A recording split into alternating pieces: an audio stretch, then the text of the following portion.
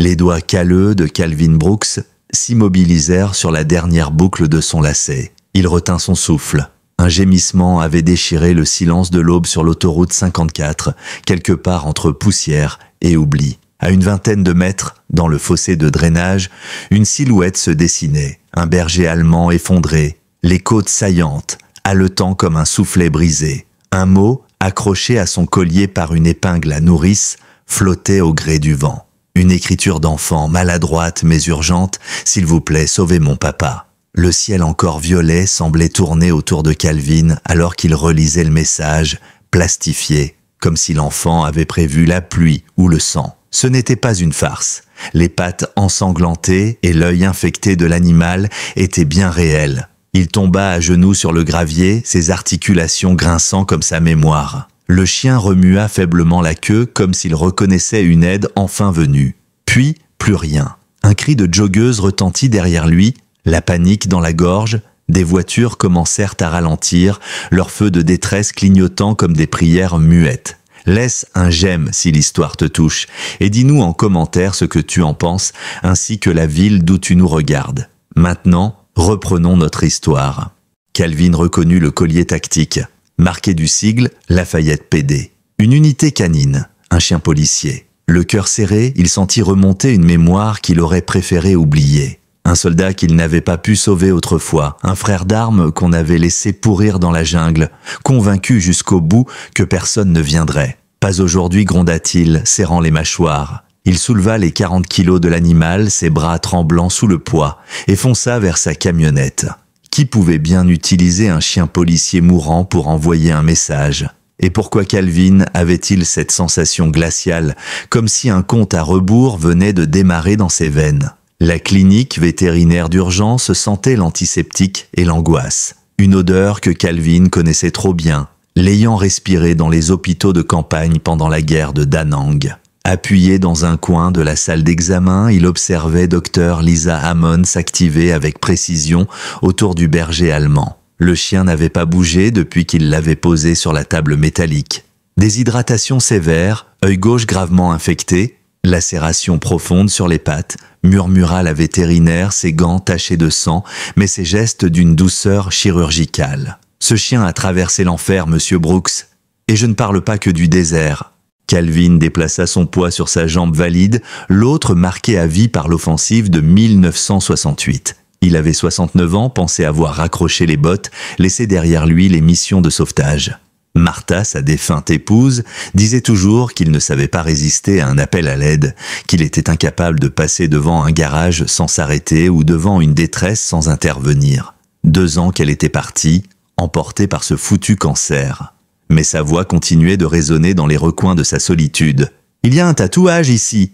dit soudain Dr Hammond, en rasant une zone sur l'intérieur de la cuisse du chien. « K9 LPD 2017. C'est bien un chien de police. » Calvin sortit le mot de sa poche. Il n'avait pas besoin de le relire. L'écriture était gravée dans sa mémoire comme une cicatrice. « S'il vous plaît, sauvez mon papa. J'ai trouvé ça sur son collier. » Le visage de la vétérinaire se crispa, passant de la simple inquiétude professionnelle à quelque chose de bien plus grave. « Mon Dieu, je vais scanner sa puce. » Le bip du scanner résonna dans la pièce, puis l'ordinateur afficha une réponse. Dr Hammond pâlit. « Il s'appelle Shadow. Il est enregistré au nom de l'inspecteur Andrew Callahan, Lafayette Police Department, et... » Elle s'interrompit. « Monsieur Brooks, l'inspecteur Callahan est déporté disparu depuis plus de 6 mois. » Calvin s'agrippa au mur. 50 ans après le Vietnam, il avait appris à lire les situations comme d'autres lisent les gros titres. Ce chien n'était pas juste perdu. Quelque chose de bien plus sinistre se jouait ici. Une gamine avait accroché un mot à un chien mourant, l'avait envoyé au-devant de l'inconnu comme on lance une bouteille à la mer. Et ce chien s'était battu jusqu'au bout. « Est-ce que vous pouvez le sauver ?» demanda-t-il d'une voix grave. « La chirurgie sera coûteuse, minimum $3000, peut-être plus, selon les... Je ne vous parle pas d'argent. » Dr Hammond le fixa un instant. Elle voyait un homme sec, usé, au regard dur, le genre de type qu'on croise dans les cimetières militaires ou les bars de vétérans. Il avait porté ce chien comme s'il ne pesait rien, et pourtant, Calvin Brooks portait un monde de douleur. « Je ferai tout ce que je peux, mais monsieur Brooks, si c'est bien le chien de l'inspecteur Callahan, on devrait prévenir la police. » Calvin repensa à l'œil suppurant du chien, aux entailles précises sur ses pattes. Pas des blessures accidentelles, non. Quelqu'un avait torturé ce chien, systématiquement, avec une précision clinique, un genre de cruauté qu'il avait déjà vu dans les camps de prisonniers où l'information valait plus cher que la vie. D'abord, on sauve le chien, répondit-il. Ensuite, on découvre qui utilise des animaux mourants comme messagers. Dr Hammond hocha la tête, déjà en train de préparer la salle d'opération. Pendant qu'elle s'activait, Calvin alla s'installer dans la salle d'attente, ses mains croisées sur son genou blessé, l'esprit en ébullition. Quelque part à Lafayette, une enfant était assez désespérée pour confier son cri de détresse à un chien à moitié mort. Quelque part, la disparition de l'inspecteur Callahan n'était pas un simple fait divers, mais la pointe d'un iceberg. Et Calvin Brooks savait, dans ses os fatigués, que le temps jouait contre eux. L'opération dura 4 longues heures. Calvin Brooks resta dans la salle d'attente, immobile sur sa chaise en plastique dur, les coudes sur les genoux, les yeux rivés au sol. Ses pensées tournaient en boucle comme un disque rayé. Un inspecteur disparu depuis 6 mois. Un chien policier retrouvé à l'agonie. Une note d'enfant qui n'avait aucun sens. Sauf si elle en avait justement un. Un sens atroce. À 9 heures précises, Calvin pensait toujours en heure militaire, Dr Hammond réapparut, ôtant ses gants de chirurgie. Son uniforme était taché de sang, mais son regard portait une lueur d'espoir. « Shadow est stable, dit-elle doucement. Nous avons dû retirer son œil gauche. Il y a aussi d'importants dommages musculaires à la patte arrière. Il boitera probablement pour le reste de sa vie. Mais il vivra. » Elle marqua une pause, scrutant le visage buriné de Calvin. « Monsieur Brooks, je dois vous montrer quelque chose. » Elle le mena à la salle de réveil. Shadow reposait, inconscient, sous les lumières tamisées. Des perfusions pénétraient son crâne, et des bandages recouvraient une grande partie de son corps. Sans sa fourrure, on distinguait les cicatrices, les plaies anciennes, les traces d'une violence répétée. « Regardez ici !» murmura Dr Hammond, montrant des marques sur ses pattes avant. « Ce sont des traces de chaînes, des attaches. Et ça, là ?» Elle désigna les coussinets. « Ce sont des brûlures chimiques, pas des blessures de terrain. Quelqu'un a gardé ce chien en captivité et il l'a torturé. » Calvin ferma les yeux un instant. Des images ressurgirent, floues, macabres. Il connaissait ces techniques, pas dans les livres, dans les camps. À l'époque, ces blessures visaient des hommes pour briser leur esprit. Aujourd'hui, elles étaient infligées à un chien, dans une ville américaine, dans une société dite civilisée. « Ce n'est pas tout, » reprit Dr Hammond. En nettoyant ses plaies, j'ai trouvé quelque chose dans le rembourrage de son collier. Elle tendit à Calvin un petit cylindre en plastique transparent, du genre qu'on utilise pour les pilules. À l'intérieur, un morceau de papier roulé, microscopique. Les mains de Calvin, pourtant capables de démonter un fusil les yeux fermés, tremblaient en ouvrant le message. L'écriture était différente de celle de l'enfant, plus soignée, un adulte. « Si vous lisez ceci, c'est que Shadow a réussi à s'échapper. J'espère que quelqu'un l'a trouvé. Je m'appelle Andrew Callahan, matricule 4798. Je suis retenu captif à l'ancien complexe industriel de Red Rock, bâtiment 3C. Ma fille, Elisa, est avec moi. Il y en a d'autres. Ne faites confiance à personne dans le commissariat, certains y sont mêlés. Aidez-nous, le temps presse. » Calvin sentit la pièce tourner. Il s'appuya à la table d'examen tentant de contrôler sa respiration. Un trafic d'êtres humains. Une fillette, un réseau possiblement infiltré dans les forces de l'ordre. Ce n'était pas une disparition, c'était une guerre secrète. On doit appeler... commença Dr Hammond. Non, l'interrompit-il. Le message dit de ne faire confiance à personne dans la police. Alors que fait-on? Calvin regarda Shadow. Le chien respirait encore, à peine, mais son torse se soulevait avec une régularité obstinée. Il avait traversé les flammes pour livrer ce message. Il avait marché, aveugle d'un œil, sur des pattes lacérées, pour atteindre quelqu'un, n'importe qui, capable d'écouter. On attend qu'il puisse se déplacer, dit-il. Ensuite, on le met en sécurité. Il sortit son téléphone et parcourut ses contacts, des numéros qu'il n'appelait plus depuis des années. Il trouva ce qu'il cherchait. J'ai connu un gars, ex-FBI. Il vit à Albuquerque maintenant. S'il y a de la corruption à Lafayette, on aura besoin de renforts extérieurs. Dr Hammond hocha lentement la tête.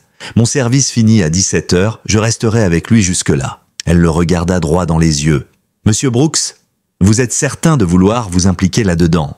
Calvin pensa à Martha, à sa voix pleine de douceur et d'ironie quand elle lui disait que son besoin de sauver les autres finirait par le tuer. Et elle avait toujours ajouté avec fierté « Mais au moins, tu mourras en faisant ce que tu sais faire. » Il pensa à son salon vide, aux nuits sans fin, à cette bouteille de Bourbon qu'il appelait à 22 heures précises, chaque soir, quand le silence devenait insupportable. « Madame, dit-il, ça fait 2 ans que je ne suis plus impliqué dans rien. Il est peut-être temps que ça change. » Il quitta la clinique avec une laisse empruntée et une promesse gravée dans la poitrine. Le soleil frappait déjà durement le bitume à 10 heures du matin. Mais Calvin ne rentra pas chez lui. Pas encore. D'abord, il avait du repérage à faire. Le complexe industriel de Red Rock se dressait à la périphérie de la ville. Vaste cimetière de bâtiments abandonnés, toits crevés et murs écaillés. Calvin passa 2 fois devant le site sans s'arrêter, notant chaque ruelle d'accès, chaque ligne de vue, chaque point d'observation potentiel. Le bâtiment 3C était légèrement en retrait, ceinturé par un grillage rouillé et surmonté de barbelés. Aucun véhicule en vue, mais des traces de pneus fraîches dans la poussière racontaient une autre histoire. Il se gara à près d'1 kilomètre et poursuivit à pied, sa tenue couleur sable se fondant dans le décor. Les Marines lui avaient appris à disparaître et son corps obéissait encore, par habitude. Talons pointe, pas après pas, il avança en se servant des ombres, des murs effondrés et des containers rouillés. Les fenêtres du bâtiment étaient noires, occultées de l'intérieur. Pas de garde visible. Trop de confiance ? Ou bien des caméras. Il les repéra à son 2e passage. Petite, moderne, discrète. Quelqu'un avait investi sérieusement dans la sécurité. Un jouet d'enfant, un lapin en peluche, souillé, traînait près d'une entrée latérale, à moitié enterré dans la poussière. Calvin sentit sa gorge se serrer. Elisa Callahan existait. Elle avait été là, ou l'était encore. Il rebroussa chemin, chaque détail gravé dans sa mémoire. Quand il rejoignit sa camionnette, sa chemise était trempée de sueur, mais ce n'était pas la chaleur qui le faisait trembler, c'était l'ampleur de ce qu'il venait de découvrir. Le téléphone vibra dans la poche de Calvin à peine avait-il redémarré. L'écran affichait « Dr Hammond ». Il décrocha aussitôt. « Shadow se réveille », dit-elle d'un ton tendu. « Vous devez venir ». 20 minutes plus tard, Calvin entrait dans la salle de réveil. Ce qu'il vit figea son sang. Malgré les sédatifs puissants et malgré la chirurgie lourde, Shadow était éveillé, entièrement. Son unique œil brillait d'une intensité presque surnaturelle fixée sur Calvin comme s'il attendait un ordre. Il respirait vite, ses muscles tremblaient sous l'effort. Tout dans son corps disait « Mission inachevée ». Il refuse de se calmer, expliqua Dr Hammond, comme s'il voulait nous dire quelque chose. Le regard du chien se posa sur la porte, puis revint vers Calvin. Il gémit, doucement, presque comme un murmure, une supplique. « Tu veux y aller ?» demanda Calvin. Ce n'était pas vraiment une question. La queue de Shadow remua une fois, lourdement. Affirmatif. « C'est impossible, » objecta la vétérinaire. « Il peut à peine tenir debout. » Le chien la fit mentir en se redressant. Lentement, douloureusement, mais fermement. Il se mit sur 3 pattes. La 4e ballante et bandée, puis fit 2 pas vers la sortie. Une plainte plus forte s'échappa de sa gorge. Calvin avait déjà vu ça, des soldats ensanglantés, démembrés, continuant d'avancer parce que la mission était plus grande qu'eux, parce que l'âme poussait là où la chair ne pouvait plus. Combien de temps avant qu'ils puissent voyager ? Plusieurs jours, 1 semaine au moins. Shadow grogna, court, section, il n'y avait pas de temps. « Docteur, j'ai besoin d'antibiotiques, d'antidouleurs, de tout ce que vous pouvez me donner. Et j'ai besoin que vous oubliiez que nous sommes venus ici. » Elle le regarda longuement, puis hocha la tête. « Après 17 heures, je ne vous ai jamais vu. Les caméras ont cessé de fonctionner, et Monsieur Brooks, le mot disait qu'il y avait d'autres enfants. Si c'est vrai, je sais, coupa-t-il. C'est pour ça qu'on ne peut pas attendre. » Il installa Shadow dans sa camionnette avec tout le soin d'un infirmier de combat. Quelque chose en lui avait changé. Pendant 2 ans, il avait erré dans sa propre vie comme un fantôme. Et voilà qu'un chien estropié et une note d'enfant venaient de lui redonner une direction. Une raison de se lever le matin, une mission. La maison paraissait différente avec Shadow à l'intérieur. Calvin avait transformé l'ancien atelier de couture de Martha en infirmerie de fortune. Des couvertures par terre, une gamelle d'eau propre, des coussins, des médicaments alignés comme des soldats sur la commode. Mais le chien ne voulait pas se reposer. Malgré ses blessures, il s'installa près de la fenêtre, son œil surveillant chaque mouvement dehors. À 23 heures tapantes, Shadow changea de comportement. Il se redressa lentement, clopina jusqu'à la chambre, gémit, retourna vers la porte du garage. Aller-retour, de plus en plus nerveux. « Qu'est-ce qu'il y a, mon grand ?» demanda Calvin, se penchant vers lui. Le chien tremblait légèrement. Ses oreilles captaient quelque chose que Calvin ne percevait pas. Il gratta la porte du garage puis se tourna, le fixant avec une intensité humaine. Il savait. Quelque chose se passait. Calvin se dirigea vers le placard. Il en sortit son vieux Remington 870. Arme déclarée, parfaitement légale, chargée au buckshot. Il espérait ne jamais avoir à s'en servir. Mais les réflexes d'un vieux marine ne mouraient jamais vraiment. « Reste ici », ordonna-t-il, sachant que le chien n'écouterait pas. Le garage était sombre, sentait encore l'huile moteur et les vieux outils de jardinage de Martha qu'il n'avait jamais pu jeter. Calvin alluma la lumière. Rien ne semblait déplacé, et pourtant, Shadow grogna, grave, menaçant, il s'avança, boitant jusqu'à l'établi. Là, il renifla intensément un vieux sac à dos de randonnée que Calvin n'avait pas touché depuis des années. Il se mit à gratter. Calvin s'agenouilla, ouvrit le sac, et il sentit le sol se dérober. À l'intérieur, soigneusement glissée entre des comprimés de purification d'eau et une lampe de poche, se trouvait une enveloppe beige. Elle ne lui appartenait pas. Quelqu'un était venu, quelqu'un s'était introduit ici pendant qu'il dormait. Ses doigts, tremblants, déchirèrent en l'enveloppe. Des photos tombèrent. Une douzaine, des enfants, toutes des filles, âgées entre 8 et 12 ans. Photos d'école, clichés volés, images de surveillance. En bas de la pile, un cliché récent. Une fillette aux yeux de l'inspecteur Callahan au menton volontaire. Elisa, elle tenait une feuille de papier. La date d'hier y était écrite, preuve de vie. Un mot était agrafé au verso de la photo. Arrêtez de chercher, ou elles meurent toutes. Vous avez 48 heures pour oublier ce que vous avez vu. On vous observe. Calvin parcourut les images à nouveau, les arrière-plans changeaient. Certaines semblaient vieilles, de plusieurs années. Ce réseau n'était pas récent. C'était une machine bien huilée, opérant sous les radars depuis des décennies. Shadow émit un gémissement soudain, posant sa patte sur une des photos. Une fille aux cheveux roux et à la robe d'écolière de sein. Matthew. Calvin retourna l'image. Une inscription manuscrite. Rebecca Whitmore, 1997. Première réussite. Whitmore. Comme dans sa voisine, Agnès Whitmore. Hasard? Non. Il n'y avait jamais de hasard. Juste des liens qu'on ne voyait pas encore. Le lendemain matin, Calvin fit ce que tout voisin courtois aurait fait. Il prépara une casserole de macaroni au fromage, l'une des rares recettes que Martha lui avait apprises, et alla frapper à la porte d'Agnès. Elle ouvrit, tirée à 4 épingles comme toujours, avec son collier de perles et son sourire chaleureux. « Calvin, quelle agréable surprise! Entrez donc !» Son intérieur sentait la cannelle et le produit à meubles. Des napperons couvraient chaque surface, des photos d'enfants ornaient les murs. Mais quelque chose clochait. Trop d'enfants, trop de visages inconnus, tous des filles, toutes dans la tranche d'âge. « J'ai entendu parler du chien que vous avez trouvé, dit-elle en servant un thé que Calvin n'avait pas demandé. Quel bon samaritain vous faites, mais vous devriez faire attention. Les animaux errants peuvent être dangereux. Une menace déguisée? Calvin la fixa. Ses joues poudrées, son sourire doux, mais ses yeux étaient acérés comme du verre brisé. Shadow n'est pas dangereux, répondit-il. Juste blessé. Quelqu'un lui a fait beaucoup de mal. La main d'Agnès s'arrêta une fraction de seconde au-dessus de la théière. Quelle horreur! Qui ferait du mal à un chien? Le même genre de personne qui fait du mal aux enfants, j'imagine. Le tintement de la porcelaine sur la soucoupe fut presque imperceptible. Elle posa la théière, le sourire toujours en place. Voilà une remarque bien étrange, Calvin. Vous allez bien? La chaleur, à notre âge, parfois. Je vais très bien, merci. Il se leva. Merci pour le thé. Elle le raccompagna jusqu'à la porte, sa main sur son bras, douce mais ferme. Calvin, je m'inquiète pour vous, seul dans cette maison sans famille. Vous devriez parler au pasteur Holloway. Il est excellent pour aider à faire la paix avec certaines choses. Calvin croisa son regard. Et derrière le masque, il vit quelque chose de froid, d'ancien. Je vais y penser. En quittant la maison d'Agnès Whitmore, Calvin sentait son cœur cogner contre sa cage thoracique comme un avertissement. Il avait appris, au fil des années, à écouter ce rythme.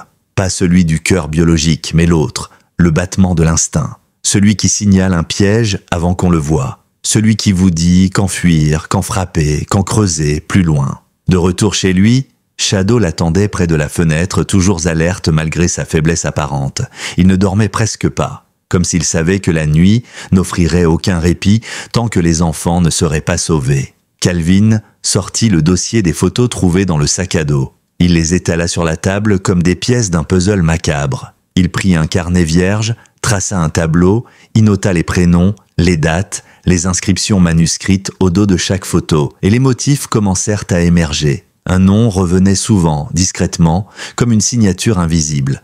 Le centre éducatif de Chesterville. Un ancien internat fermé dans les années 2000 après un scandale de maltraitance, situé à 30 km au nord. Abandonné depuis. Sauf que non, pas totalement. Il contacta un ancien collègue, Dwight Hanley, aujourd'hui consultant en sécurité privée. Calvin lui avait sauvé la vie à Kandahar et Dwight n'avait jamais oublié. 1 heure plus tard, il recevait un email contenant un plan satellite du complexe. Et ce qu'il vit le glaça. Des véhicules.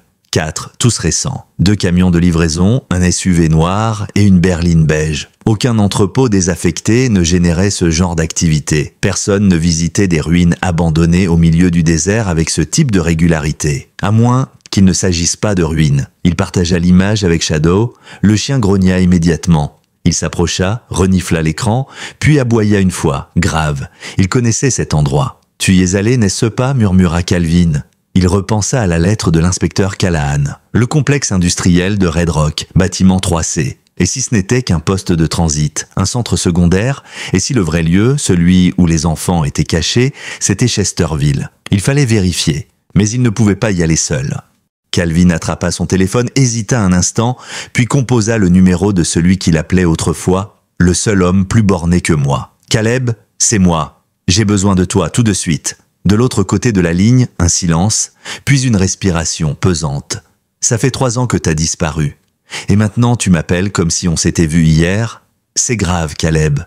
Très grave. Des enfants, un réseau, des gens de l'intérieur. Il n'en fallut pas plus. Donne-moi une adresse, j'arrive dans 2 heures. » Calvin raccrocha, puis se tourna vers Shadow. Le chien, toujours en appui sur ses 3 pattes valides, avait l'air d'un soldat prêt à recevoir ses ordres. C'était une chose de voir ça chez un humain, mais chez un chien brisé, il y avait là quelque chose de profondément bouleversant. De sacré. 2 heures plus tard, une vieille Jeep kaki s'arrêta dans l'allée. Caleb Monroe en descendit, bonnet noir enfoncé sur la tête, barbe poivre et sel, sac de sport sur l'épaule. Il n'avait pas changé. Toujours massif, toujours droit, toujours habité par la même rage froide qu'à l'époque où il traquait les pires trafiquants dans les montagnes afghanes. « C'est lui, le héros de l'heure ?» demanda-t-il en voyant Shadow. Le chien grogna doucement, l'œil fixé sur Caleb. « T'en fais pas, lui dit Calvin. Il grogne sur tout le monde, mais il choisit bien ses ennemis. » Caleb s'accroupit lentement, tendant la main sans insister. Shadow s'approcha, renifla et posa sa patte bandée sur la main de l'homme. Un pacte silencieux venait d'être signé. Pendant 1 heure, Calvin raconta tout. Les photos, le collier, la note, Agnès, le centre éducatif. Caleb écouta sans l'interrompre, son regard devenant de plus en plus dur. « Tu penses qu'il est bien qu'ils les détiennent là ? J'en suis presque sûr. Mais j'ai besoin d'un 2e regard, d'un tireur fiable, d'un frère. » Caleb se leva. Il n'avait pas besoin de mots. Il sortit un Glock modifié de son sac, vérifia le chargeur et rangea l'arme dans son holster. « On y va quand ? Cette nuit ? Alors on a du travail ?»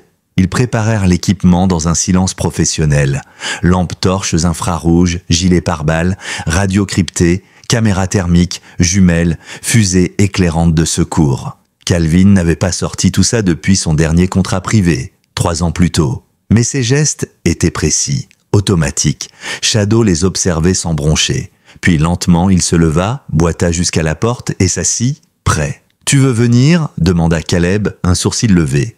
Calvin acquiesça. S'il ne vient pas, il nous le fera payer toute la mission. Ils partirent à 2h43 du matin. Une lune voilée offrait juste assez d'obscurité pour masquer leur approche. À bord du 4x4 silencieux, Calvin gardait les yeux rivés sur la route, tandis que Caleb examinait le plan satellite à l'aide d'une tablette. Shadow reposait à l'arrière, museau sur les pattes, mais le moindre sursaut de la suspension réveillait sa vigilance. À 3h27, ils atteignirent un point d'observation à 800 mètres de l'entrée du centre. La bâtisse, autrefois institution religieuse, était désormais un monstre de briques délabrées, mais des lumières filtraient à travers certaines fenêtres. Une activité réelle, organisée, invisible au commun des mortels. Caleb installa la caméra thermique. 2 gardes sur le toit, un 3e en patrouille. Entrée sud mieux protégée que l'est. Fenêtre barricadée. Une seule faille, la buanderie arrière, probablement notre meilleure option. Tu penses qu'est-ce qu'ils déplacent les enfants ? Peut-être ? Ou ils les retiennent pour autre chose. Trafic, lavage de cerveau, réseau clandestin, ce genre d'endroit ne sert jamais qu'à une seule chose. Calvin sentit la colère monter. Pas celle explosive de la jeunesse. Non, celle lente, glaciale, précise, qui donne aux anciens combattants une clarté redoutable. Il chargea son arme, vérifia chaque élément une dernière fois, puis jeta un regard à Shadow. « On y va !» Ils approchèrent du vieux centre éducatif de Chesterville par l'arrière, longeant une clôture effondrée envahie de ronces. L'air sentait l'humidité stagnante, la peinture moisie et le silence menaçant des lieux abandonnés. Shadow avançait le museau bas, chaque pas mesuré malgré sa blessure. Guidé par un instinct plus ancien que la douleur, Caleb désigna une fenêtre entr'ouverte au rez-de-chaussée, masquée par des branches. Calvin hocha la tête. En moins de 2 minutes, ils étaient à l'intérieur. Une buanderie délabrée. Les machines étaient rouillées, recouvertes de poussière, mais un détail détonnait, le sol était propre, trop propre. Ils longèrent un couloir aux murs fissurés, leurs pas étouffés par les tapis usés. Calvin comptait les battements de son cœur comme un métronome. 5, 10, 15, une porte entr'ouverte. Il jeta un œil. Un dortoir, des lits superposés, minuscules, des peluches abandonnées, des couvertures repliées trop soigneusement, mais aucun enfant. L'endroit était prêt, comme une scène qu'on s'apprêtait à rejouer. Il repéra une caméra dans un coin du plafond, ancienne mais active. L'œil d'un maître invisible. Caleb tapota son épaule, il pointait un couloir menant vers les sous-sols. Ils descendirent, un à un, sans un mot. Shadow refermait la marche. À chaque marche, la tension montait. Une odeur plus lourde émergeait, chlore, fer, désinfectant. Et une autre, moins nette, quelque chose d'humain, d'oublié. Un sas en acier bloquait l'accès. Caleb sortit une lame, força le mécanisme. Un déclic. La porte s'ouvrit dans un souffle métallique. Ce qu'ils découvrirent les figea. Un couloir blanc, parfaitement propre, éclairé par des néons modernes. Des portes numérotées, scellées. Derrière l'une d'elles, un bruit, léger, comme un frottement. Une voix. « Bonjour !» murmura une voix d'enfant. Calvin ouvrit la porte doucement. Une pièce de 4 mètres carrés, un lit, une lampe, une caméra, et une fillette recroquevillée sur le sol. Elle leva les yeux. Emma Turner. Calvin sentit son souffle se bloquer. « C'est toi ? Le monsieur avec le chien ?» demanda-t-elle d'une voix rauque. Il hocha la tête. Shadow s'approcha lentement, l'œil fixé sur elle. Elle tendit la main. Il la renifla doucement, puis lui lécha les doigts. Elle éclata en sanglots silencieux. « On va te sortir de là, dit Calvin. Promis. » Ils sortirent de la pièce, Emma dans les bras. Caleb fouilla les autres cellules.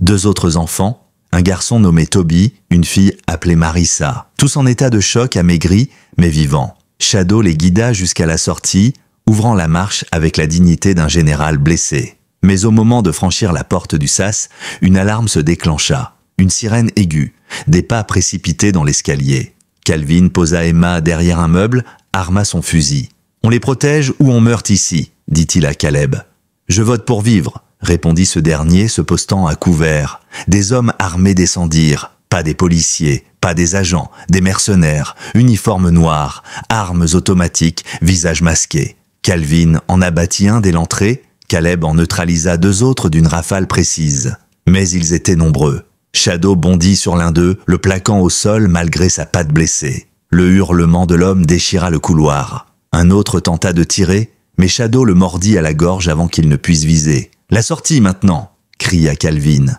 Il courut vers l'escalier, des balles ricochaient sur les murs. Emma trébucha. Caleb la rattrapa. Toby criait. Marissa sanglotait. Mais Shadow, lui, continuait d'ouvrir la voie, comme s'il sentait chaque danger avant qu'il n'apparaisse. Arrivé à la buanderie, Caleb lança une grenade fumigène. Les ténèbres s'emplirent de brume blanche. Ils sortirent par la fenêtre. Dehors, l'air frais semblait irréel après l'enfer souterrain. Mais leur fuite n'était pas terminée. Un véhicule arrivait à toute allure, un SUV beige, vitres teintées. Calvin leva son fusil. Trop tard, la voiture pila à 10 mètres. Un homme en sortit. Costume gris, lunettes fumées, pas armé, pas menaçant, mais pas là par hasard. « Monsieur Morrison, dit-il calmement, vous êtes en train de commettre une grave erreur. » Caleb arma son Glock. « Disparais ou je te fais avaler tes dents. » L'homme sourit. « Vous avez mis la main sur des preuves classifiées, vous interférez avec une enquête fédérale. Remettez les enfants et personne ne sera inquiété. » Calvin s'approcha, le regard noir. « Ces enfants ont été enlevés. torturé, vendu. Si le gouvernement était impliqué, vous ne seriez pas seul. Un éclair d'arrogance traversa le visage de l'homme. Vous ne savez rien, vous croyez avoir découvert un réseau, vous n'avez vu que la surface. Vous avez mis en danger quelque chose de beaucoup plus vaste. Alors on va creuser plus profond, répliqua Calvin. Il fit signe à Shadow, le chien montra les dents. Recule ou je le lâche. L'homme recula d'un pas, puis haussa les épaules. Vous venez de signer votre arrêt de mort. Il remonta dans la voiture et partit sans un mot. Caleb souffla. C'était quoi, ça? Le genre de type qu'on n'arrête pas avec des procès. Mais avec la lumière. Alors on va tout raconter? Non, pas encore. Trop risqué. On met les enfants à l'abri. Et ensuite, on revient avec du renfort. Calvin se tourna vers Shadow. Tu m'entends, mon grand? Tu nous as amenés jusqu'ici. Maintenant, il faut finir ce qu'on a commencé. Le chien remua la queue, et pour la première fois depuis qu'ils s'étaient rencontrés, il aboya. Un vrai aboiement, fier, fort vivant. Ils ne s'arrêtèrent pas avant d'avoir mis 20 kilomètres entre eux et le centre éducatif de Chesterville. Calvin conduisait d'une main ferme, l'autre reposant sur son arme, prêt à toute éventualité. Caleb était assis à l'arrière avec les enfants, leur murmurant des mots rassurants, les couvrant avec des couvertures thermiques récupérées dans le coffre. Shadow, lui, gardait la fenêtre arrière, ses yeux fixés sur la route comme un garde du corps silencieux. À chaque virage, chaque phare au loin, son dos se redressait prêt à bondir. Ils atteignirent une petite cabane forestière abandonnée, autrefois utilisée comme poste d'observation incendie. Calvin l'avait gardée en état, au cas où il aurait un jour besoin d'un refuge. Ce jour-là était arrivé. Ils barricadèrent les fenêtres, installèrent un chauffage d'appoint et dressèrent des lits de fortune. Pour les enfants, c'était encore trop grand, trop sombre, trop froid. Mais comparé à ce qu'ils avaient vécu, c'était un sanctuaire. Emma ne quittait plus Shadow. Elle dormait contre lui, sa main accrochée à son collier comme à une bouée. Toby, après un long moment de silence, demanda à Calvin « Est-ce que c'est fini? Est-ce qu'ils vont revenir ?» Calvin ne mentit pas. Il se pencha à sa hauteur, regarda droit dans ses yeux. « Ils reviendront peut-être, mais cette fois, on sera prêt. Et cette fois, on n'est pas seul. » Le lendemain matin, Caleb contacta un ancien contact dans la presse alternative. Une femme du nom de Grace Hennings, journaliste d'investigation, renvoyée pour avoir exposé un réseau de corruption impliquant des entreprises pharmaceutiques. Elle vivait en Alaska, mais elle répondait toujours aux appels urgents de Caleb. Lorsqu'elle apprit les grandes lignes de l'histoire, son silence fut plus éloquent que n'importe quelle exclamation. « Envoie-moi les preuves, dit-elle, et donne-moi 48 heures, je vais secouer l'arbre. » Calvin prépara une clé USB contenant les photos, les images de la caméra thermique, les enregistrements audio de la mission. Il savait que c'était dangereux, mais il savait aussi qu'il ne pourrait pas affronter cet ennemi seul. Il devait frapper d'une autre manière, exposer, choquer, forcer la lumière à entrer dans les recoins les plus sales de ce système. En attendant, il devait protéger les enfants. Mais quelque chose clochait. Shadow ne mangeait plus. Il dormait à peine. Et il commençait à gémir doucement. La nuit, comme s'il revivait des cauchemars. Calvin s'approcha un soir, posa une main sur sa tête. Le chien tremblait. Pas de froid, pas de peur, d'autre chose. Il l'emmena dehors, loin des enfants, jusqu'à une clairière éclairée par la lune. Et là, il s'agenouilla devant lui. « Qu'est-ce que tu as vu là-bas, mon vieux? Qu'est-ce qu'ils t'ont fait ?» Shadow posa sa tête contre le torse de Calvin. Et pendant un instant, Calvin sentit quelque chose de profond. Pas un message, pas une vision, mais un poids, une charge invisible. Comme si ce chien portait sur lui non seulement ses propres blessures, mais aussi celles des enfants. Comme s'il absorbait leur peur pour les alléger, comme s'il saignait pour eux en silence. 2 jours plus tard, Grace rappela « J'ai besoin que tu viennes à Denver, j'ai un contact au sein de la sécurité intérieure, quelqu'un qui a vu passer des fichiers suspects. Il accepte de parler, mais il veut le voir, le chien. » Calvin échangea un regard avec Caleb. C'était risqué, trop risqué, mais ils n'avaient plus le luxe d'attendre. Ils partirent à l'aube, laissant Caleb avec les enfants. Emma fit promettre à Shadow qu'il reviendrait. Le chien posa doucement sa truffe contre sa joue, puis il monta dans le pick-up. À Denver, ils retrouvèrent le Grace dans un parking souterrain. Elle les mena à une salle sécurisée sous un ancien théâtre transformé en local de presse indépendant. Un homme les attendait, veste militaire sans insigne, regard dur, visage fatigué. « Je m'appelle Peter Langford. Officiellement, je ne suis personne. Officieusement, j'ai vu des choses que je ne devais pas voir. » Il s'agenouilla devant Shadow. « C'est lui ?» Celui qui a survécu à l'opération Parallax? Calvin tressaillit. Comment vous connaissez ce nom? Langford haussa les sourcils. Parce que j'étais chargé d'en effacer les traces. Il se releva. Ce chien, il a été entraîné pour survivre dans des situations qu'aucun humain ne supporterait. Il a vu des choses que même les opérateurs du programme Ghost ont refusé de regarder. Il pensait qu'il était mort. Mais s'il est encore là, c'est qu'il a un rôle à jouer. Quel genre de rôle? Demanda Calvin. Langford hésita puis tendit une clé USB. Vous êtes au cœur d'une guerre qui dépasse tout ce que vous imaginez. Trafic d'enfants, armes biologiques, contrôle comportemental. Ce centre éducatif n'était qu'un point de passage. Et vous avez dérangé les mauvaises personnes. Alors aidez-nous, dit Grace. Si vous avez des documents, des noms, des preuves, je vous donne tout ce que j'ai, dit Langford. Mais soyez prêts. Une fois que vous exposez ça, il n'y a pas de retour en arrière. Calvin prit la clé. Il n'y a jamais eu de retour en arrière, monsieur Langford. Ils repartirent dans la nuit. Le pick-up avalait les kilomètres comme une bête traquée. Calvin sentait une tempête approcher. Pas une tempête de balles ou de menaces, une tempête médiatique, une vérité si monstrueuse que même ceux qui la liraient ne voudraient pas y croire. Mais il s'en moquait, car Emma, Toby, Marissa et tant d'autres enfants qu'il n'avait jamais vus comptaient sur lui. Et Shadow, ce chien qu'on avait cru brisé, ce chien qu'on avait abandonné, était devenu l'âme de cette mission. Ils rentrèrent à la cabane peu avant l'aube. Caleb les attendait à l'extérieur, arme à la main. « On a un problème ?» dit-il sans saluer. « Quoi encore ? 2 drones, repérés hier, puis une voiture noire avec des plaques couvertes, garée à 1 kilomètre. Ils nous ont trouvés. » Calvin regarda Shadow. Le chien grogna comme s'il le savait déjà. La guerre venait à eux. Et cette fois, ils allaient frapper les premiers. Le matin suivant ne ressemblait à aucun autre. Le vent s'était levé dans les arbres, comme s'il annonçait ce qui allait suivre. Calvin se leva avant le soleil. Il passa en revue son arme, vérifia les batteries de la radio et renforça les barricades autour de la cabane. Caleb inspectait les pièges à l'extérieur, silencieux, concentré. Aucun mot n'était nécessaire. Il savait que l'ennemi approchait. Il savait aussi que cette fois, il n'aurait pas d'échappatoire. À l'intérieur, Emma jouait doucement avec Shadow, comme pour lui rappeler ce qu'était la douceur. Toby dessinait sur un carnet usé des maisons, un chien, une grande silhouette qu'il appelait le monsieur gentil. Marissa, elle, restait près de la fenêtre, observant la forêt, comme si elle aussi sentait l'orage. En début d'après-midi, Caleb repéra une silhouette en périphérie. Un homme seul, mains en l'air, non armé. Calvin sortit avec précaution, couvert par l'optique thermique de Caleb. « Vous avez 3 secondes pour parler », lança-t-il. « Je viens de la part de Grace Hennings », répondit l'homme. « Je suis journaliste. Mon nom est Noah Bradley.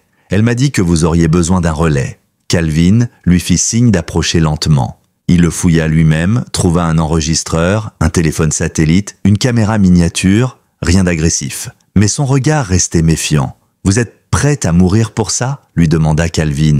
Noah hocha la tête. « Je suis prêt à vivre en sachant que je n'ai pas détourné les yeux. » Il fut autorisé à entrer. Les enfants le regardèrent sans mots. Il s'accroupit doucement, montra sa caméra à Toby. « Tu veux me montrer tes dessins ?» demanda-t-il. Toby hésita, puis hocha la tête. Et pendant un moment, la cabane redevint un refuge, une trêve, une parenthèse dans la tempête. Mais le crépuscule arriva, et avec lui les premiers signaux, un vrombissement dans le ciel. Drone de reconnaissance, puis un silence anormal dans la forêt. Même les oiseaux semblaient avoir fui. Caleb siffla 3 fois, signal de contact visuel. Calvin monta sur le toit. À travers ses jumelles, il repéra 3 véhicules noirs se garer à distance. Des hommes descendirent, organisés, précis, pas des amateurs, pas de simples hommes de main. Une force tactique, probablement privée, mais entraînée. Ils portaient des casques sans insigne, communiquaient par gestes. L'escouade avançait lentement, encerclant la cabane. Calvin redescendit. Il posa une main sur l'épaule de Noé. « Tu filmes tout, même ce que tu ne comprends pas, compris ?» Le journaliste hocha la tête, déjà en train de fixer son micro à la porte. Calvin rassembla les enfants. « Vous allez descendre dans la trappe. Il y a un tunnel. Pas très long, mais assez pour vous éloigner. Caleb vous y emmènera. Vous sortirez à la vieille carrière. On vous rejoindra. » Emma saisit son bras. « Tu viens avec nous ? » « Bientôt, ma puce. Mais je dois d'abord parler à ces gens. » Elle voulut insister, mais Shadow s'approcha. Il posa sa tête contre la sienne. Elle comprit. Elle s'éloigna sans pleurer. Une demi-heure plus tard, la première sommation résonna à travers un haut-parleur. « Monsieur Morrison, nous savons que vous êtes là. Remettez les enfants et le chien, aucune charge ne sera retenue contre vous. » Calvin se tenait à la fenêtre, fusil chargé. « Ce n'est pas une arrestation, c'est une opération d'effacement. Ils veulent tout faire disparaître, y compris nous. » Noah filmait en silence. Calvin leva son arme. Il visa le haut-parleur. Une détonation, le silence. Puis le chaos. Les agents ouvrirent le feu. Les murs de la cabane tremblèrent, les vitres éclatèrent. Calvin riposta avec précision. Il visait les jambes, les épaules. Il voulait ralentir, pas tuer. Shadow bondit à travers la porte éventrée, ses crocs dans la gorge du premier assaillant. Son corps blessé semblait ignorer la douleur, mu par une force plus grande que lui. Caleb, dans le tunnel, guidait les enfants à travers la terre battue. Marissa pleurait. Toby trébuchait. Emma ne disait rien, serrant la main de Caleb de toutes ses forces. Ils avançaient à la lumière d'un vieux néon fixé au mur. Dehors, la nuit tombait, le combat s'intensifiait. Calvin se battait seul, replié pièce par pièce. Une grenade aveuglante explosa. Il roula sur le sol, sourd un instant, mais encore vivant. Il rampa vers le fusil de secours. Shadow hurla. Un cri rauque, long, presque humain. Calvin se redressa. Il vit son chien debout sur les marches face à 3 hommes. Il saignait. Il tenait bon. Un des assaillants visa. Calvin tira avant lui. La balle toucha l'homme à la tempe. Il s'effondra, mais Calvin sentit une brûlure à l'épaule. Il avait été touché.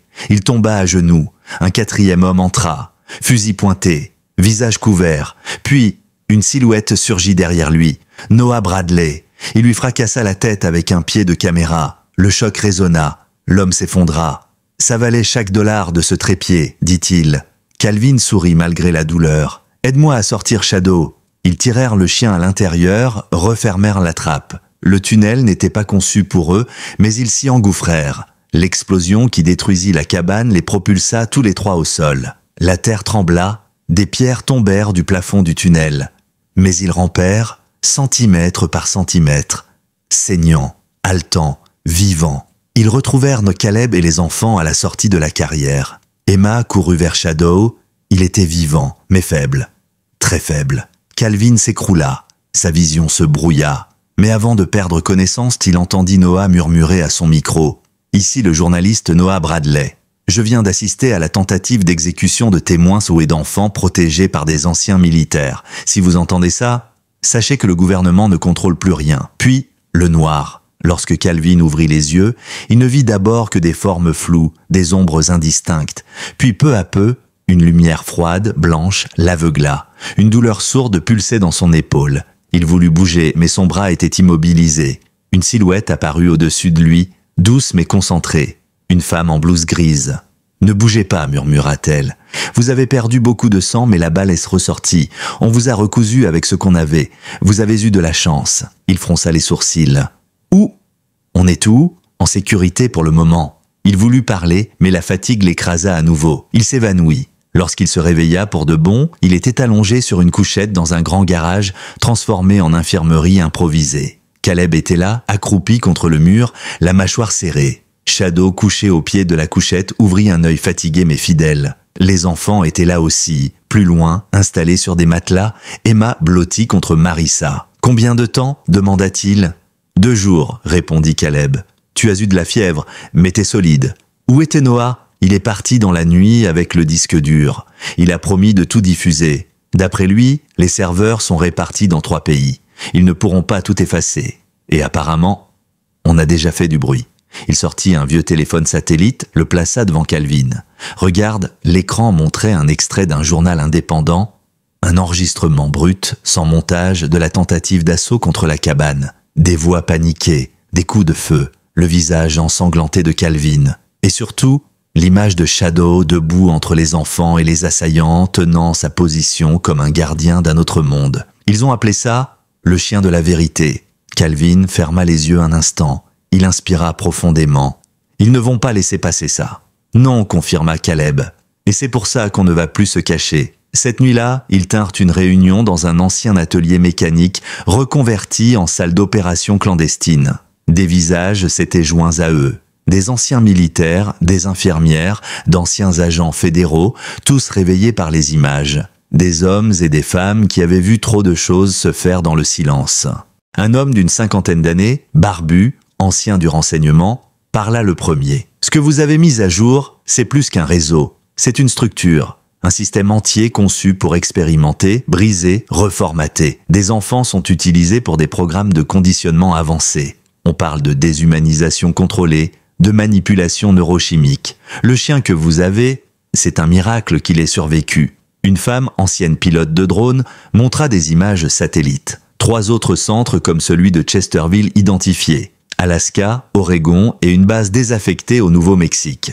Et selon mes calculs, ils ont déplacé les enfants restants il y a moins de 72 heures. Où ça ? Demanda Calvin. Vers un convoi aérien non enregistré. Direction inconnue. Calvin regarda Shadow. Le chien n'avait pas repris toute sa force, mais ses yeux étaient clairs, déterminés. « Je veux y aller, dit-il. Je veux finir ce qu'on a commencé. » La pièce se tut, puis la femme reprit. « Si vous faites ça, vous allez devenir des fantômes, des cibles permanentes. On ne pourra pas vous protéger. » Calvin se leva lentement, malgré la douleur. « On n'a pas besoin de protection. On a besoin de courage. Et surtout, on a besoin de gens qui n'attendent plus de permission pour faire ce qui est juste. » Ils élaborèrent un plan. Le site le plus proche, au sud de l'Oregon, semblait en cours de démantèlement. Une fenêtre d'action de 24 heures. Il fallait agir vite. Ils formèrent une petite équipe. Calvin, Caleb, Shadow et 2 anciens des forces spéciales, un certain Doyle, silencieux et massif, et une femme nommée Lacey, stratège brillante et tireuse d'élite. Avant le départ, Emma s'approcha de Calvin. Elle lui tendit un dessin, lui, Shadow et elle devant une grande maison avec un soleil. « C'est pour quand on rentrera ?» dit-elle. Il s'agenouilla, malgré la douleur. « Tu as déjà une place dans mon cœur, Emma. Je reviendrai. » Puis il se pencha vers Shadow. « T'es prêt, mon vieux ?» Le chien se redressa comme s'il n'attendait que ça. Le trajet jusqu'en Oregon fut tendu. Ils passèrent les routes secondaires, évitant les contrôles, communiquant par signaux lumineux. La base désaffectée se trouvait en pleine forêt, protégée par une enceinte en béton et des caméras rotatives. Mais grâce aux anciens plans récupérés par Lacey, ils repérèrent un tunnel d'accès utilisé à l'époque comme conduit de maintenance. Ils y accédèrent à minuit. Rampés dans l'obscurité, les genoux dans l'eau froide, les doigts sur la gâchette, puis ils émergèrent dans un ancien hangar vide. L'odeur était étrange, médicaments, désinfectants et autre chose, quelque chose de chimique, de dangereux. Ils croisèrent des salles abandonnées, lits vides, moniteurs éteints. Mais dans une pièce au fond, Shadow s'arrêta. Il grogna doucement. Il avait senti quelque chose. Calvin poussa la porte. Et là, dans le noir, ils virent 6 enfants. Assistants immovés, le regard vide. Aucun ne bougea. Lacey s'approcha doucement. Ce sont des enfants, mais ils sont figés, comme désactivés. Calvin murmura, ou reprogrammés. Shadow s'approcha d'un petit garçon.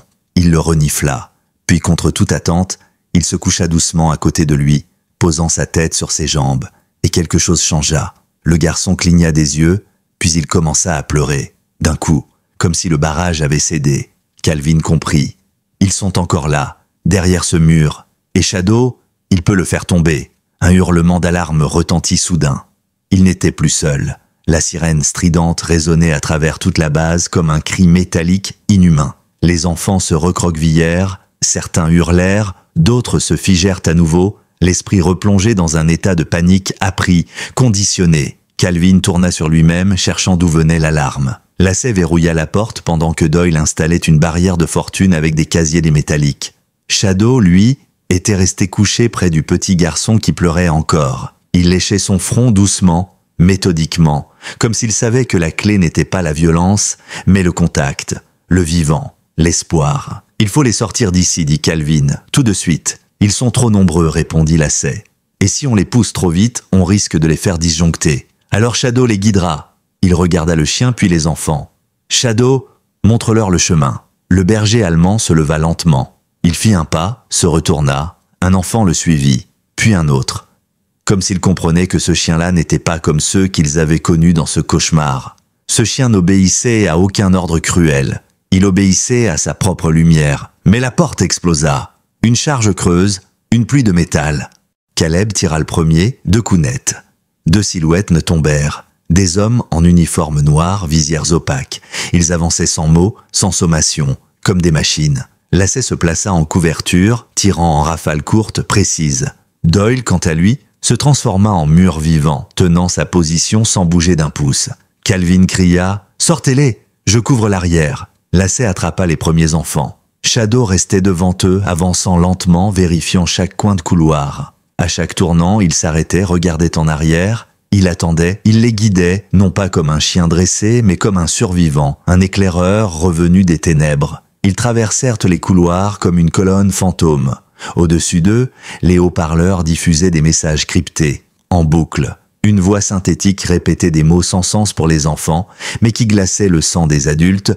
Phase delta activée, protocole sigma engagé, élimination des sujets échappés. Calvin se figea. Ils ne veulent-ils pas les récupérer? Ils veulent effacer toute trace. Caleb jura entre ses dents. Ces enfants sont des preuves vivantes, alors on va les garder en vie. Ils atteignirent la sortie de secours derrière le vieux hangar, mais elle était verrouillée par un système biométrique. Lacey sortit un petit détonateur de sa poche. 3 minutes, accrochez-vous. Les enfants tremblaient. Un d'eux se mit à hurler. Shadow s'approcha et se colla à lui. Il ne grogna pas. Il ne bougea pas. Il resta simplement là. Et lentement, le hurlement s'éteignit, comme si sa présence suffisait. L'explosion fit sauter la porte. Un pan de mur s'effondra. Dehors, la forêt, l'obscurité, mais aussi la liberté. Ils coururent, ils tombèrent, ils se relevèrent. Derrière eux, des coups de feu. Doyle se retourna et resta en arrière.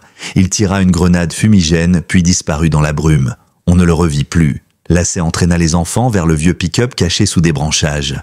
Calvin monta à l'arrière, posant son fusil sur le toit. Shadow bondit à côté de lui, alerte.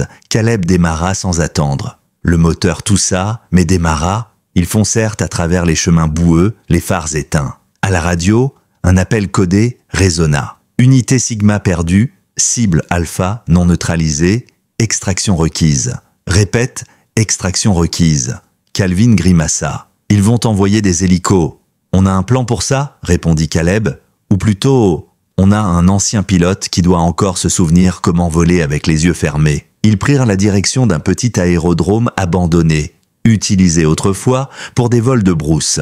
Là-bas, les attendait un vieil hydravion restauré à la main, piloté par une femme aux cheveux blancs, lunettes d'aviateur sur le nez et un regard plus tranchant que n'importe quelle arme. « Nomme Alice », dit-elle en les voyant arriver. « J'espère que c'est pas des bagages légers. Ce sont des vies », répondit Lacey. Alice hocha la tête. « Alors on vole bas, vite !» Et on oublie le plan de vol. Ils embarquèrent les enfants à l'arrière. Shadow sauta le dernier. Calvin resta debout un instant sur la piste. Il regarda la forêt, les lumières des véhicules ennemis approchaient. Puis il grimpa à bord. Alice fit rugir les moteurs, l'eau du petit lac adjacent se souleva. Et ils décollèrent. Dans le ciel, au-dessus de l'enfer, une parenthèse de silence. Calvin regarda Emma, endormie contre Shadow. « Ils vont recommencer, murmura-t-il. » Caleb hocha la tête. « Mais maintenant, ils savent qu'on les regarde. » Alice, les yeux rivés sur l'horizon, murmura. « Et le monde entier commence à écouter. » Lacey, elle, s'empara de la radio de bord. « Ici, Unité Libre 42. Nous transportons des enfants extraits d'un site clandestin. Nous appelons toute personne, tout journaliste, tout médecin, tout être humain encore debout. Rejoignez-nous, faites entendre ce que vous voyez. Ce n'est pas une guerre, c'est une libération. » Dans le cockpit, une lumière verte clignota, un signal capté. Puis une voix faible, presque émue, répondit « Ici Tokyo, message reçu. » Et une autre. « Ici Berlin. » Et une autre encore. « Ici Buenos Aires. » La radio se remplit de voix du monde entier. L'espoir voyageait plus vite que les balles. L'avion glissa au-dessus d'un manteau de nuages, tel un fantôme de métal. Dans le silence tendu de la cabine, les enfants dormaient pour la première fois sans chaîne ni surveillance, bercés par le ronronnement du moteur. Calvin observait Emma, sa petite main serrée contre celle de Shadow, profondément ancrée dans son sommeil. Le chien, lui, ne dormait pas. Il veillait, comme toujours. Alice annonça à travers le haut-parleur « On va devoir atterrir d'urgence. J'ai reçu une information codée. Ils nous attendent au Canada, dans une ancienne station radar reconvertie en refuge. C'est sûr, pour l'instant. » Caleb fronça les sourcils. « Tu leur fais confiance ? J'ai survécu à 2 crashs, 3 trahisons et une attaque de drone. Je me fie à mon instinct. Et là, il me dit qu'on a plus le luxe de douter. » Le petit hydravion entama sa descente, glissant lentement vers une étendue blanche bordée de sapins et de montagnes. À leur arrivée, une douzaine de personnes les attendaient. Parmi elles, un homme grand, lunettes rondes, barbe courte, blouse blanche sous sa parka. Il se présenta. « Docteur Kenneth Adler, psychologue spécialisé en traumatisme complexe. On m'a transmis votre message. Vous avez fait plus que ce que la plupart d'entre nous n'auraient osé rêver. » Calvin hocha la tête, épuisé. « Ils ont besoin d'aide, pas de discours.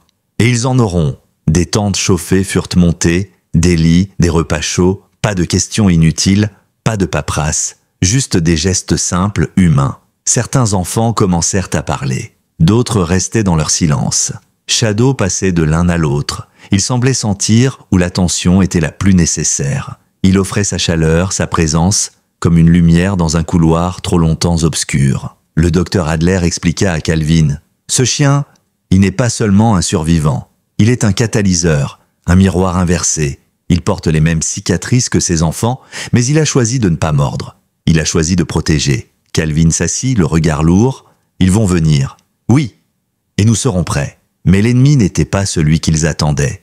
2 jours plus tard, une voiture banalisée arriva au refuge. Un homme en descendit, costume impeccable, sourire diplomatique. Il présenta un badge, Agence pour la sécurité internationale et la santé mentale. « Je suis l'inspecteur Monroe. Nous avons été mandatés pour récupérer les enfants. Ils sont dans un état vulnérable. Ce lieu n'est pas conforme aux normes. Nous avons des centres spécialisés. » Caleb s'interposa, glacé. « Vos centres, c'est quoi ? D'autres hangars, d'autres laboratoires? Vous pensez vraiment qu'on va vous les remettre ?» Monroe garda son calme. « Si vous refusez, vous entrez en violation directe du protocole de la Convention nord-américaine sur les secours d'urgence, et vous risquez des poursuites pour enlèvement collectif. » Un silence tendu suivit. Puis une voix féminine s'éleva. « Alors poursuivez-moi aussi ?» C'était Alice. Puis Lacey, puis le docteur Adler, puis un par un, tous les membres du refuge s'approchèrent, formant un cercle autour des enfants. « Si vous voulez les reprendre, dit Alice, il faudra passer sur nos corps. » Monroe recula d'un pas, puis sourit. « Très bien, vous venez de choisir votre camp. » Il retourna dans sa voiture, et les jours suivants, la pression monta. Coupure de réseau, surveillance par drone, tentative de brouillage des transmissions. Mais l'histoire, elle, s'était déjà échappée. Le disque dur de Noah avait été décrypté. Les images avaient fuité. Les enregistrements, les rapports, les preuves.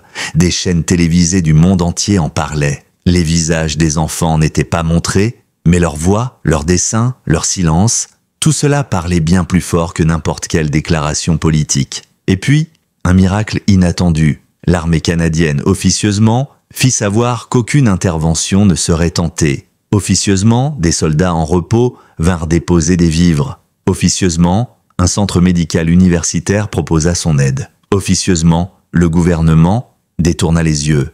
Calvin regarda tout cela avec une gratitude mêlée de méfiance. « Ça ne durera pas. » Caleb acquiesça. « Mais on aura peut-être le temps de bâtir quelque chose. » Alors ils commencèrent à construire. Pas seulement des abris, mais une école, un potager, un espace de jeu, une petite station radio qui diffusait désormais une émission animée par les enfants, racontant des histoires, des vrais, des imaginaires, des souvenirs transformés en contes. Shadow avait sa chronique, l'aventure du chien gardien. Emma l'imitait à la perfection, grognant et jappant, ce qui faisait rire les autres. Et un jour, au coucher du soleil, Calvin s'éloigna un moment, grimpant sur une petite colline enneigée. Shadow le suivit. Calvin s'agenouilla. « Tu sais, je ne sais pas si je suis prêt à redevenir un père, je ne sais même pas si je suis encore entier. Mais quand je te vois avec eux, je me dis que peut-être il y a encore quelque chose à sauver. En moi. » Shadow posa sa tête contre sa poitrine. Calvin ferma les yeux. Et pour la première fois depuis des années, il pleura. Pas de douleur, pas de rage, il pleura d'espoir. Les jours devinrent des semaines, et les semaines, un fragile équilibre entre espoir et vigilance. La petite communauté du refuge s'agrandissait. D'autres enfants arrivaient, accompagnés d'adultes qui avaient vu les reportages, entendu les témoignages et qui refusaient de laisser ces vérités disparaître dans le bruit des intérêts politiques. Des artistes vinrent peindre les murs, des médecins retraités revinrent prêter main forte. Et parmi les enfants, un phénomène étrange émergea, ceux qui ne parlaient plus commençaient à raconter. Ceux qui ne pleuraient plus laissaient couler leurs larmes. Ceux qui ne faisaient plus confiance commençaient à tendre la main. Shadow restait au centre de tout cela. Il n'était pas un simple chien de garde, il était un symbole vivant, une mémoire silencieuse. Il ne parlait pas, mais tous les enfants le comprenaient. Il suffisait d'un regard, d'un souffle, d'un contact. Emma, elle, avait désormais pris l'habitude de dormir chaque nuit la tête contre son flanc. Et dans ses cauchemars, lorsqu'elle se réveillait en sueur, il ne bougeait pas, il ne grognait pas. Il restait là, solide, présent. Et elle se rendormait. Mais à l'aube d'un matin glacial, le calme se brisa, une explosion, loin mais perceptible.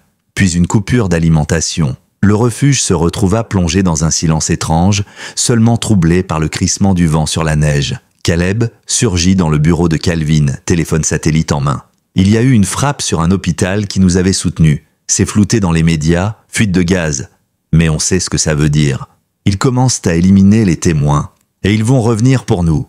Calvin ferma les yeux. Son instinct militaire reprenait le dessus. Il rouvrit un vieux coffre, en sortit un plan, des talkies, des armes. Puis il regarda Caleb. On ne pourra pas fuir éternellement. Cette fois, on tient notre position. Tu penses vraiment qu'on peut les affronter? Non.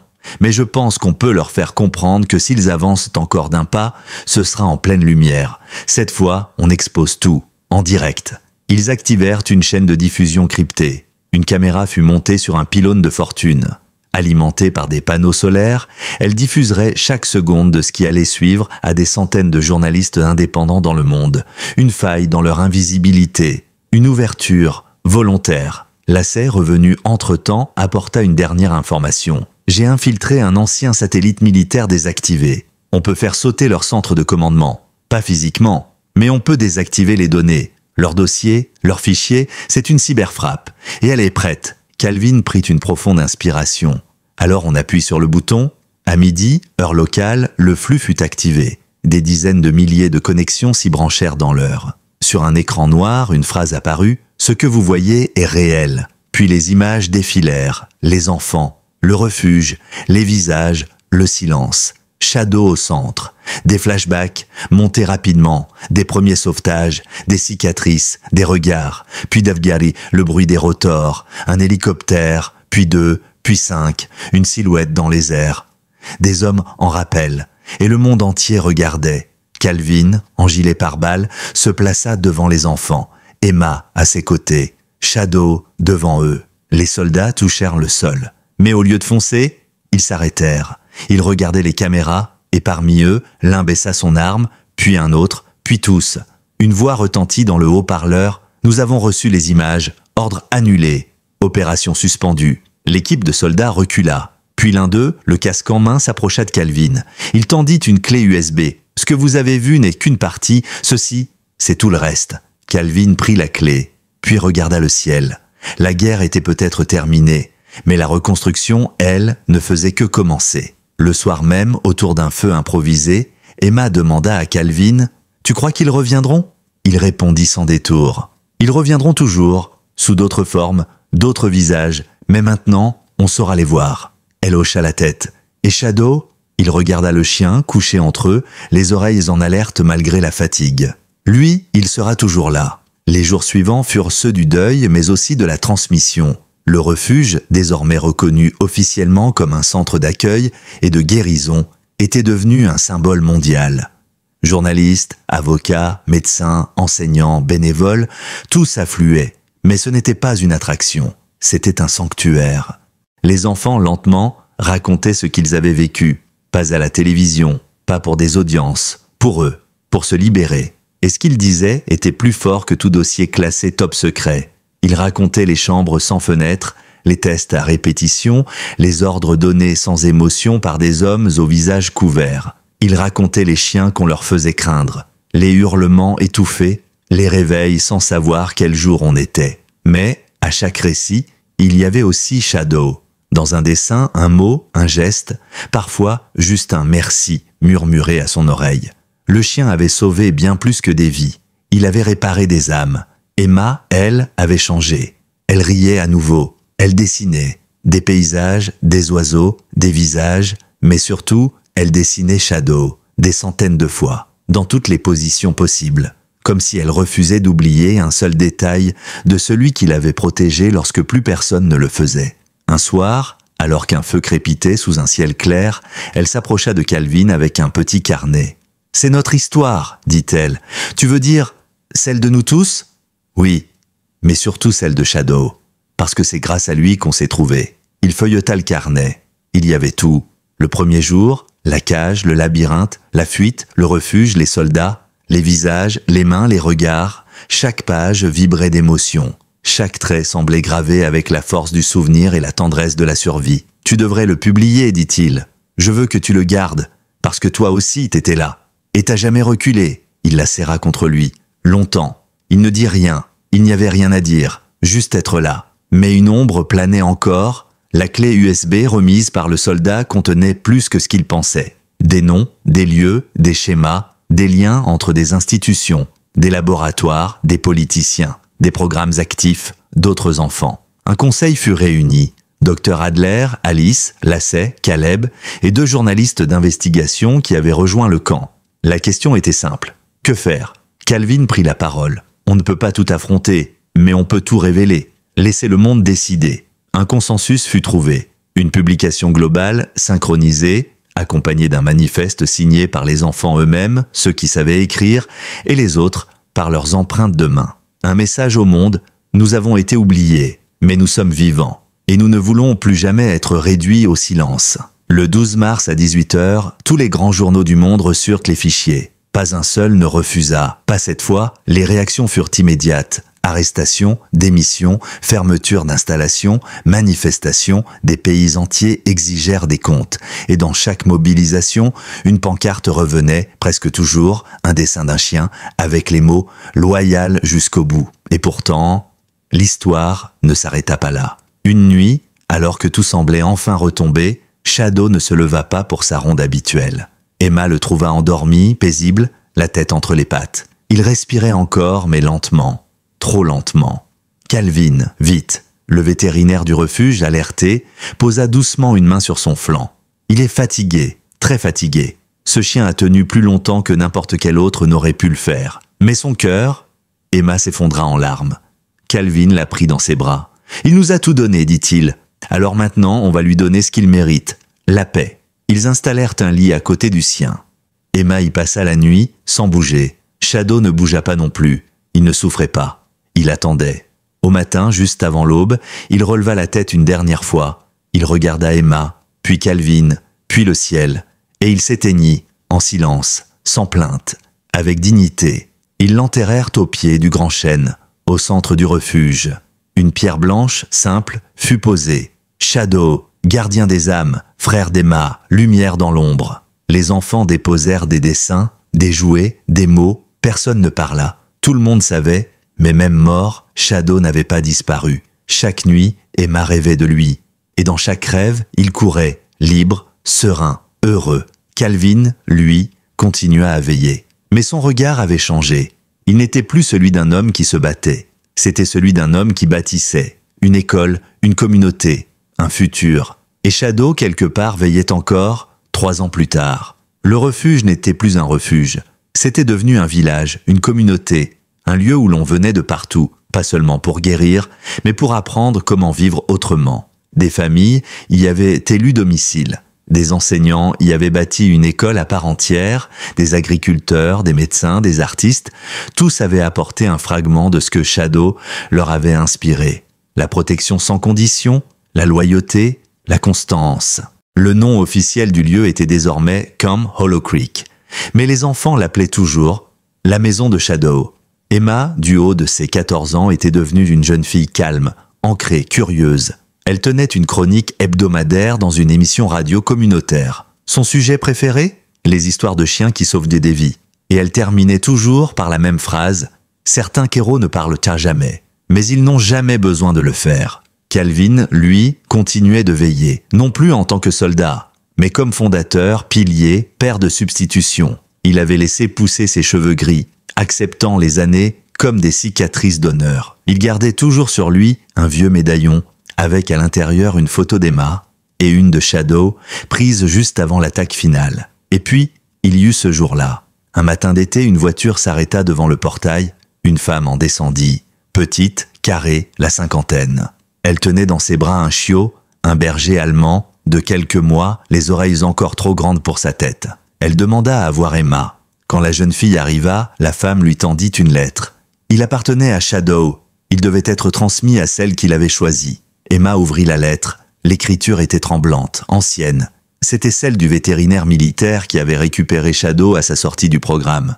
Si tu lis ceci, c'est que Shadow est parti. Il m'a sauvé la vie plus d'une fois, mais surtout, il m'a appris à ne pas m'abandonner à la haine. Ce chiot, c'est son petit-fils. Il n'a pas de nom encore. Il t'appartient, il t'attend. Emma éclata en larmes. Le chiot la regardait fixement, sans peur, comme s'il la connaissait déjà. Elle le prit dans ses bras, le serra fort et murmura « Je t'appellerai Echo », et dans ce nom, elle fit résonner toute la mémoire de celui qui l'avait sauvé. Echo grandit dans les pas de Shadow. Il ne le remplaça jamais, mais il reprit le flambeau. Il dormait à la même place. Il veillait sur les nouveaux enfants. Il accompagnait Calvin dans ses rondes. Il courait à travers les bois, libre, le cœur ouvert. Les années passèrent. Le monde dehors avait changé. Lentement, douloureusement, mais il changeait. Les dossiers révélés par les enfants avaient mené à des réformes profondes. Des agences furent dissoutes, des noms effacés, d'autres révélés. Les survivants de ce réseau formèrent, avec l'aide de Camp Hollow Creek, une coalition mondiale pour la défense des mineurs invisibles.